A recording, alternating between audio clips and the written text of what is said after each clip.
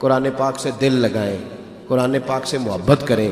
قرآن میں دیکھیں نا، میرے نبی پاک علیہ الصلوۃ والسلام نے فرمایا سورہ ملک قیامت میں پڑھنے والے کی سفارش کرے گی۔ سورہ ملک تلاوت کرنے والے کی، ہمارے ہاں لوگ خیال نہیں کرتے چیزوں کا، سب سے بڑا تعویذ اور وظیفہ نبی پاک نے دیا ہے، حضور نے وعدہ کیا ہے، فرمایا تو سورۃ واقعہ پڑھا کر، تیرے گھر میں فاقہ نہیں آئے گا۔ اب تو جس نے کوئی کام نہیں کرنا ہوتا اسے جن آ جاتے ہیں اس کے پاس، اسے تعویذ ہو جاتا ہے۔ سب نکموں کو جادو ہو گیا، کسی کو کالا کسی کو نیلا، کرنا کرانا کچھ نہیں، جادو ہو گیا۔ اللہ کے رسول علیہ السلام نے وظیفہ بتایا، فرمایا تو گھر میں سورۃ بقرہ پڑھ، شیطان بھی بھاگ جائیں گے، جن بھی بھاگ جائیں گے۔ تو یہ والا وظیفہ کیوں نہیں کرتے جو رسول پاک علیہ السلام نے عطا فرمایا ہے؟ قرآن پاک سے دلچسپی کریں، توجہ کریں۔ اور حضور نے یہ بھی نسخہ دے دیا، ایک بہانہ اور ہمارے ذہنوں میں آتا ہے نا جی، میرے سے ذرا مشکل ہوتی ہے پڑھنے میں، محبوب نے فرمایا جو پڑھتے ہوئے اٹکے گا اللہ ڈبل ثواب عطا کر دے گا۔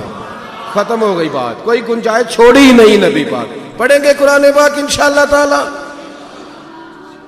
ایک بات درمیان میں محبت کی ہے، ناراض نہ ہو جائیے گا، اجازت دیں تو کر لوں؟ نہیں آپ نہیں بولتے، میں اگلی کرتا ہوں، یہ والی چھوڑ جاتا ہوں۔ کر لوں جی؟ اللہ جزائے خیر دے۔ مجھے نا جمعے میں ایک نوجوان نے پرچی دی، اس نے کہا جی میں کچا نمازی ہوں، ذرا پکے نمازیوں کی منت کریں کہ رمضان میں مجھے بھی مسجد میں جگہ دے دیں، اور میرے آنے پہ گھورے نہ مجھے، اور نہ مجھے کوئی فصلی بٹیرا کہیں۔ میں نے پہلے وعدہ لیا کہ آپ ناراض نہیں ہوں گے۔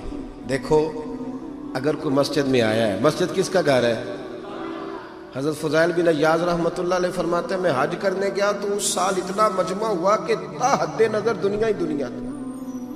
میرے دل میں خیال آیا بیت اللہ شریف میں کھڑے کھڑے کہ مولا اتنے لوگ بلائے ہیں، کس کس کا قبول کیا ہے؟ تو فرماتے ہیں ندا آئی، فضیل کس طرح کی تیری سوچ ہے؟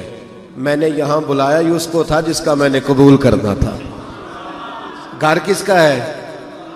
تو وہ کسی کو ایک دن کے لیے بلائے یا ایک مہینے کے لیے بلائے، وہ بندہ جانے اور اللہ جانے۔ مہربانی کریں ذرا گنجائش دیں، ذرا گنجائش دیں، ان سے پیار کریں، بلکہ ان پہ محنت کریں۔ اگر آ گئے ان کے لیے دعا کریں کہ یا اللہ آیا ہے تو اسے آتا ہی رہنے دیں۔ وہ کہتے ہیں جو ہمیں گھورتے ہیں، کہتے ہیں فصلی بٹیرے آ گئے تریاں دنوں دے نمازی۔ ایسے نہ کریں، جو آیا ہے نا اسے مہربانی کر کے آنے دیں، اس پر مہربانی کریں، اسے قبول کریں، اسے آنے دیں، اس پر شفقت کریں، اس سے پیار کریں، اسے تھوڑا قریب کریں۔ جب وہ آتا رہے گا نا، حضرت باجدید بستامی رحمۃ اللہ تعالیٰ علیہ گزر رہے تھے تو ایک سیٹھ کا بیٹا بانسری بجا رہا تھا اور ساتھ تپلا سرنگی والے لوگ تھے، گانا باجا ہو رہا تھا، تو آپ نے اس کو منع کیا۔ امیروں کے بیٹے اللہ ماشاءاللہ کئی دفعہ بگڑے بھی ہوتے ہیں، اس نے وہ باجا ہی آپ کے سر پہ مارا اور بڑا چلایا، بڑا غصہ کیا، حضرت کا سر پھٹ گیا۔ گھر تشریف لے گئے، جا کے حلوہ بھیجا اور ساتھ 5-7 دینار بھی بھیجے۔ خادم سے کہنے لگے اسے کہنا کہ شام کو سامان بھیجا۔ فرمایا شام کو اس لیے بھیج رہے ہیں کہ تیرا غصہ ٹھنڈا ہو گیا ہوگا، اور یہ پیسے اس لیے بھیجے ہیں کہ وہ جو باجا تو نے میرے سر پہ مارا وہ ٹوٹ گیا تھا سارا، وہ تیرا نقصان ہو گیا، اور حلوہ اس لیے بھیجا ہے کہ تجھے غصہ بڑا آیا تھا، دل ٹھنڈا کر لے۔ اور چوتھی بات اسے یہ بتانا کہ مجھے تجھ سے پیار تھا تو میں نے تجھے دین کا پیغام دیا، اور صرف پیغام نہیں دیا، میں نے دعا بھی کی ہے کہ اللہ تجھ پہ رحم کرے اور تجھے رب اپنی طرف رجوع کی توفیق دے۔ اور فرمایا میرا اخلاص تھا، تیرے ساتھ اناد کوئی نہیں تھا۔ وہ خادم کہتا ہے جب میں چیزیں لے کے گیا اور اسے ساری داستان سنائی تو وہ مجھ سے پہلے حضرت بایزید کی خدمت میں آ گیا، کہنے لگا حضرت جی آپ کے خلوص نے مجھے مائل کر دیا ہے، میں توبہ بھی کروں گا اور پابندی سے مسجد کی حاضری بھی دیا کروں گا۔ مہربانی فرمائیں، آنے دیں انہیں، ان سے پیار کریں، ان سے محبت کریں، تھوڑی شفقت کریں۔ یہ لوگ آئیں تو بلکہ ان کو تھوڑے تھوڑے ساتھی ان کے ساتھ بیٹھ کے ان کے ساتھ پیار کریں کہ یار یہ ہماری ذمہ داری ہے مسجدیں آباد کرنا، مسلمان ہیں۔ آگے بڑھتا ہوں، ایک گزارش اور ہے، رمضان شریف میں سخاوت کریں۔ دیکھیں نا، ہم یہ روز پڑھتے اور سنتے ہیں کہ حضرت فاطمہ الزہرا رضی اللہ تعالیٰ عنہ کے گھر میں مہینہ مہینہ چولہا نہیں جلتا تھا، لیکن یہ کسی روایت میں آپ کو نہیں ملے گا کہ دروازے پہ کوئی مانگنے آیا ہو اور خالی چلا گیا ہو، یہ تو آپ کو ملے گا کہ حضرت علی رضی اللہ تعالیٰ عنہ زرہ بیچ کے تامت خریدتے تھے، لیکن یہ بھی آپ کو ملے گا کہ مولا علی شیر خدا جب بڑی عید پہ قربانی کی باری آتی تھی تو ایک نہیں دو قربانیاں کرتے تھے۔ ہمارا مزاج اپنی ذات پہ خرچ کرنے کا اور ہے، اللہ کے راستے میں دینے کا اور ہے، مزاج بدل لیا ہے۔ حضرت عبداللہ ابن عباس رضی اللہ تعالیٰ عنہ سے کسی نے پوچھا تھا کہ محبوب علیہ السلام کا رمضان میں رویہ کیا تھا، طریقہ مبارکہ کیا تھا؟ تو آپ فرمانے لگے جس طرح تیز آندھی چلتی ہے نا، اس طرح رمضان میں میرے نبی کی سخاوت چلا کرتی تھی، تیز آندھی کی طرح حضور سخاوت کرتے تھے۔ میرا مشورہ ہے غریبوں کو، غریب سخاوت شروع کریں، یہ امیر ہونے کا نسخہ ہے۔ امام غزالی فرماتے ہیں تو دینے کا مزاج بنا، اللہ پاک تجھے غنی فرما دے گا۔ دیکھیں نا، شریعت کے اندر مقدار کا خیال نہیں رکھا جاتا، معیار کا خیال رکھا جاتا ہے۔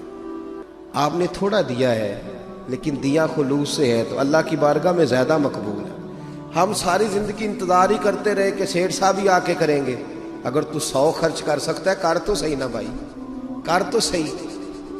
مفتی صاحب تشریف فرما ہے، صدر الشریعہ مولانا امجد علی صاحب رحمۃ اللہ علیہ نے لکھا ہے بہار شریعت میں کہ جب اپنے بھائی کو دینا ہو نا یا رشتہ دار کو دینا ہو اور زکوٰۃ بھی دینی ہو تو اسے بتانے کی ضرورت نہیں کہ یہ زکوٰۃ ہے، کہہ دو بھائی یہ میری طرف سے بچوں کے کپڑے ہیں، تحفہ ہے۔ بات کا مطلب کیا ہے؟ مطلب یہ ہے کہ کسی کو خیرات بھی دینی ہے اور اس کی عزت کا خیال بھی رکھنا ہے، رسوا کر کے نہیں دینا۔ سویرے 9 بجے ہی آ گئے ہو لینے، تم تو سونے بھی نہیں دیتے، نہ کر بھائی، شکر کر رب نے تجھے دینے والا بنایا۔ بے پرواہی ویک سجن دی جتھے کسے دی پیش نہ جاوے، انہیں تاجاں والے در در رولے تے منگتیاں تخت بٹھاوے، آزم کسے نو کارا ملدا ہی کوئی کعبے خالی آوے۔ مہربانی کریں، اللہ نے دینے والا بنایا ہے تو کسی کی عزت کریں۔ جو آ گیا دروازے پہ وہ مٹ کے ہی آیا ہے، اور اگر وہ دکاندار ہے، وہ جی دنیا دار ہے جی، وہ بلا وجہ مانگ رہا ہے، وہ جانے اس کا اللہ جانے، وہ جانے اس کا اللہ جانے۔ ہمیں اتنی تفتیش کا حکم ہی نہیں، سخاوت کریں تھوڑی میں۔ ہم بڑی عجیب سخاوت کرتے ہیں، اپنے سوٹ یکم رمضان کو خریدنے قابل ترین درزی کے پاس جانا ہے، اس کو کہنا ہے پھر تیرے پاس ٹائم نہیں ہوتا، میرا ذرا صحیح کر کے سی دے۔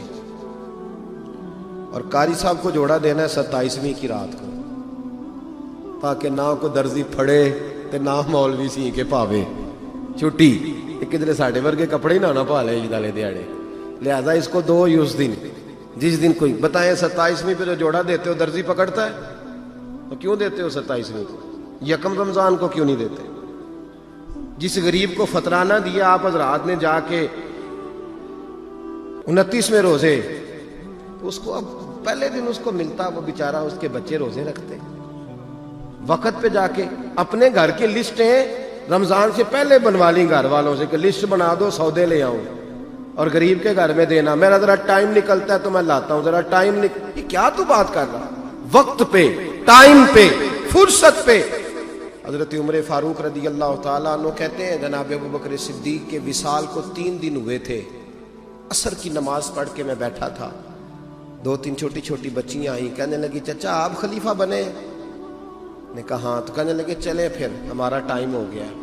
میں نے کہا تمہارا کیا ٹائم ہوا؟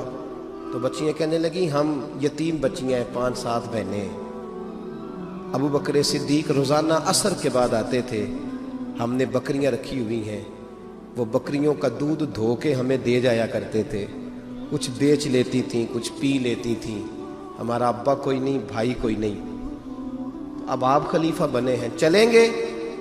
تو جناب عمر فاروق رضی اللہ تعالیٰ عنہ اٹھے اور رونے لگے۔